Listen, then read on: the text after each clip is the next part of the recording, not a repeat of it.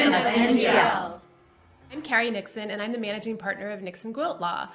I work with all kinds of digital health companies and providers who are innovating in the healthcare space. The work that we're doing in the healthcare innovation space is making the world a better place, plain and simple. Through that work, we have the opportunity to elevate the voices of women in the healthcare space. It's something that we have the ability to focus on, and that's pretty darn exciting. My name is Rebecca Gwilt. My pronouns are she and her, and I am the co-founder of Nixon Gwilt Law. We provide creative, legal, regulatory, and business guidance to healthcare innovators who are improving the lives and well-being of people all over the world. We are helping clients accomplish amazing things, but we're also creating a one-of-a-kind environment where women are valued, even celebrated for their unique perspective and talents.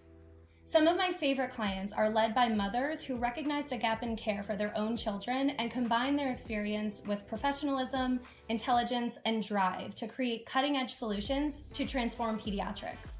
Combining motherhood and business acumen to make an impact is, to me, one of the coolest things a woman can do. So a lot of what I see are incoming devices and products that are going to be revolutionizing women's healthcare in a way that we haven't seen before.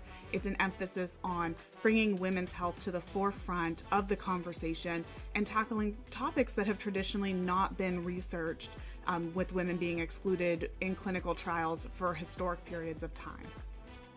I wish more healthcare innovators understood the value of creating space for diversity of thought, perspective, background, and lived experience, and realize it's necessary to innovate. Healthcare touches everyone, so it's important that healthcare innovators invest in DEI to make their business more successful. So I think even more broadly than just healthcare innovation, but in the workforce in general, I'm helping to reinforce that women can be committed to both their careers and home and family. I think that I am working to show that at Nixon Gwilt I can be a dedicated employee, and I'm just as competent as I was before being a mom, if not more now. So I'm breaking the maternal bias in the workforce in general. I sincerely enjoy supporting women founders and companies who focus on women's health and are looking to make a bang in the digital health space, and these are many of our clients. So some are running solo and trying to get their business model up and running, while others lead a whole team. And it's truly inspiring to not only serve as a thought leader for them, but also learn from them and how they are disrupting the traditional stereotypical healthcare industry. I'm breaking the bias in healthcare innovation by providing healthcare data privacy expertise to my clients in a largely male-dominated space. I also engage with women data privacy and security experts and women founders across the globe to foster enrichment in our industry. I'm passionate about healthcare equity and access, and many of our digital health innovators share this passion.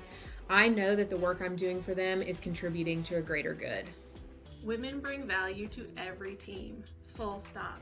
Anyone who identifies as a woman has had to think and work outside the box to get her ideas on the table. Women are fantastically creative problem solvers. As an immigrant born in a rural and largely illiterate suburb of Egypt, I am breaking the bias daily just by having the opportunity to be in this role. The privilege to influence and impact other change makers in the healthcare space, despite not seeing many others who look like me or come from my background, is immeasurable. Representation matters, and my goal is to foster relationships and collaborate with other healthcare innovators from underrepresented backgrounds to continue breaking the bias.